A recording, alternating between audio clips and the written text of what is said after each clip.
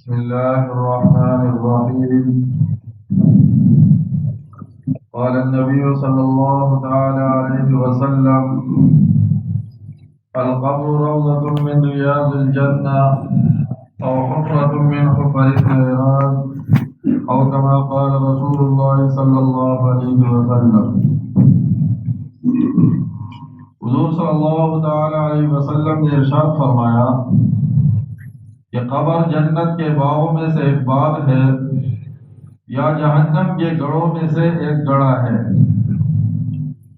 ہمیں تو یہ مٹی کا ڈھیر نظر آتا ہے، لیکن قبر یہ انتہائی خوفناک جگہ ہے۔ اس لیے حضرت عثمان رضی اللہ تعالی عنہ جب قبر پر جاتے تھے تو آپ اتنا زیادہ روتے تھے کہ آپ کی داڑھی مبارک تر ہو جاتی۔ صحابہ نے عرض کیا کہ جنت اور جہنم کے تذکرے سے آپ اتنا نہیں روتے، قبر کے تذکرے سے آپ کیوں روتے ہیں؟ تو آپ نے فرمایا: القبر اول منزل من منازل الاخرہ، قبر یہ آخرت کی منازل میں سے پہلی منزل ہے۔ اگر یہاں انسان کامیاب ہوا تو اگلی منازل میں انسان کامیاب ہوگا، اور اگر یہاں انسان ناکام ہوگا تو اگلی منازل کے اندر بھی انسان ناکام رہے گا۔ تو قبر یہ آخرت کی منزلوں میں سے پہلی منزل ہے۔ اور پھر قبر کے بارے میں آتا ہے کہ جب انسان کو قبر میں رکھا جاتا ہے تو اتاہ ملکان، حدیث میں آتا ہے دو فرشتے اس کے پاس آتے ہیں، اسودان ارزقان، رنگ کے اعتبار سے وہ انتہائی کالے ہوتے ہیں اور نیلے آنکھوں والے ہوتے ہیں کہ وہاں اندھیرا بھی ہوتا ہے، انسان کا ہاتھ پاؤں جکڑا ہوا ہے، نکلنے کا راستہ بھی کوئی نہیں ہے۔ خوفناک صورت کے اندر اس کے پاس فرشتے آتے ہیں۔ ابراہیم علیہ السلام نے اللہ سے عرض کیا: یا اللہ، یہ فرشتے جس حالت میں نیک آدمی اور برے آدمی کی روح نکالتے ہیں یہ ذرا مجھے دکھا دے۔ اللہ نے فرمایا: ابراہیم، تحمل نہیں کر سکو گے۔ کہا: یا اللہ مجھے دکھا دے۔ تو آپ کو بتایا گیا کہ نیک آدمی کے پاس فرشتے جس شکل صورت میں آتے وہ بھی بتایا گیا، اور برے آدمی کے پاس جب آتے ہیں ابراہیم علیہ السلام نے دیکھا تو وہ بے ہوش ہو گئے۔ جب ہوش میں آئے تو آپ نے فرمایا کہ اگر نیک آدمی کو کوئی اور نعمت مرنے کے بعد نہ ملے، صرف ان فرشتوں کو اس صورت کے اندر دیکھ لے، فرمایا کہ اس سے بڑی نعمت کوئی نہیں ہے۔ اور برے آدمی کو اور کوئی عذاب نہ ملے، فرشتوں کو اس حالت کے اندر دیکھے جس حالت میں یہ اس کے پاس آتا ہے، تو فرمایا یہ عذاب بھی اس کے لیے کافی ہے۔ تو انسان جب مرتا ہے، جس حالت میں دنیا سے جاتا ہے، یہ حالت اس کی پھر ٹھیک نہیں ہو سکتی۔ مثال کے طور پر ایک آدمی ماں کے پیٹ سے لگڑا پیدا ہوتا ہے تو اب یہ ماں کے پیٹ میں دوبارہ جا کر یہ ٹھیک ہو کر واپس نہیں آ سکتا۔ ایک آدمی ماں کے پیٹ سے اندھا پیدا ہوتا ہے تو یہ دوبارہ ماں کے پیٹ میں جا کر اندھا پن دور کر کے واپس نہیں آ سکتا۔ فرمایا اسی طرح جب انسان کفر اور شرک کی حالت میں اس دنیا سے جاتا ہے تو یہ قبر سے واپس ہو کر دنیا میں آ کر یہ اپنی حالت کو درست نہیں کر سکتا کہ پھر ایمان لے آئے اور پھر قبر کے اندر جائے۔ اب یہ جو دو فرشتے آتے ہیں، تنہا ہوتا ہے یہ قبر کے اندر۔ حضرت عمر رضی اللہ عنہ نے فرمایا: یا رسول اللہ، جس حالت میں ہم یہاں دنیا میں ہیں اسی حالت میں ہمیں بٹھایا جائے گا؟ حضور نے فرمایا: ہاں عمر، جس طرح تم میرے سامنے بیٹھے ہو اسی طرح قبر کے اندر تمہیں بٹھایا جائے گا۔ روح کو واپس لوٹایا جاتا ہے اور منکر نکیر جو فرشتے آتے ہیں بالکل سامنے ان کو بٹھایا جاتا ہے۔ پھر وہ سوالات کرتے ہیں: من ربک، آپ کا رب کون ہے؟ دیندار آدمی ہوگا وہ کہے گا: ربی اللہ، میرا رب اللہ ہے۔ جس نے اللہ کے حکم کو پہچانا ہے تو وہاں اللہ کی تعریف بھی کرے گا: ربی اللہ، میرا رب اللہ ہے۔ الذی خلق السماوات والارض، جس نے آسمان اور زمینوں کو پیدا کیا ہے۔ اور جو برا آدمی ہوگا وہ کہے گا: ہاں ہاں لا ادری، مجھے تو پتہ نہیں ہے میرا رب کون ہے۔ پھر آپ صلی اللہ علیہ وسلم کی شکل دکھائی جائے گی۔ دوسرا سوال ہوگا ما تقول فی ھذا الرجل، اس شخص کے بارے میں آپ کیا کہتے ہو؟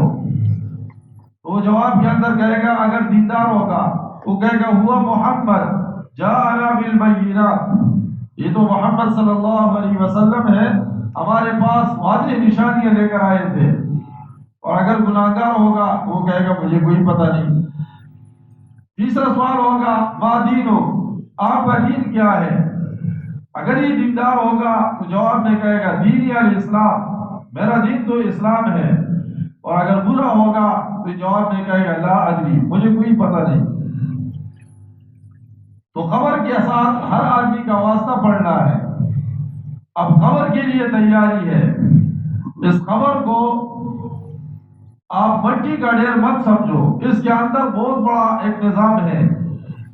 اس لیے روایت میں آتا ہے کہ جب آدمی برا ہوتا ہے تو قبر کے اوپر اندر اس کے اوپر اژدہا مسلط ہوتے ہیں، سانپ اس کے اوپر مسلط ہوتے ہیں اور وہ اس کو ڈستا ہے۔ اور حدیث میں آتا ہے اتنے خطرناک اژدہا ہے کہ اگر ایک پھنکار زمین کے اوپر مار دے تو زمین پر سبزہ نہ اگ سکے۔ وہی اس حالت کے اندر ہر آدمی اس حالت کے اندر اس نے جانا ہے۔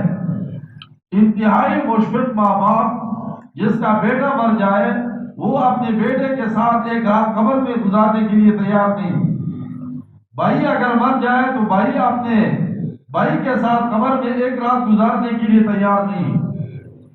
انسان کا مال پیچھے رہ جاتا ہے، انسان کے رشتے دار پیچھے رہ جاتے ہیں، انسان کے ساتھ اعمال جاتے ہیں، جو عمل اس نے کیا ہے وہ عمل اس کے ساتھ جائے گا۔ اس لیے روایت میں آتا ہے آپ نے فرمایا قبرستان کو شیر خاموشہ مت سمجھو۔ لوگ جب تنگ ہو کر قبرستان سے گزرتے ہیں تو کہتے دیکھو کتنے آرام سے مزے کر رہے ہیں، یہ آرام سے پڑے ہوئے نہیں ہے۔ حضور نے فرمایا قبرستان میں اتنا چیخ و پکار ہے جتنا چیخ و پکار تمہارے بازاروں کے اندر بھی نہیں ہے۔ صرف انسان اور جنات اس کو سن نہیں سکتے۔ اب اگر ایک شخص نے اپنے باپ کو دفن کیا ہے اور یہ قبرستان سے گزرتا اور باپ کی چیخ و پکار ہی سنتا تو دنیا کے معاملات یہ ختم کر دیتا، یہ خود بخود مسلمان ہو جاتا کہ میرے ساتھ بھی یہ معاملہ ہوگا۔ یہ اللہ نے مخفی رکھا ہے۔ آپ صلی اللہ علیہ وسلم مدینہ منورہ کے اندر ایک قبرستان پر آپ کا گزر ہوا، آپ نے صحابہ سے فرمایا آپ کی جو سواری تھی وہ بدعت پڑی، کیونکہ جانوروں کو قبر کے عذاب کے بارے میں علم ہوتا ہے۔ تو آپ صلی اللہ علیہ وسلم نے فرمایا انہما لیعذبان، ان دونوں قبروں والوں کو عذاب ہو رہا ہے۔ فرمایا کہ کسی بڑی بات کی وجہ سے نہیں، معمولی لاپرواہی کی وجہ سے ان کو عذاب ہو رہا ہے۔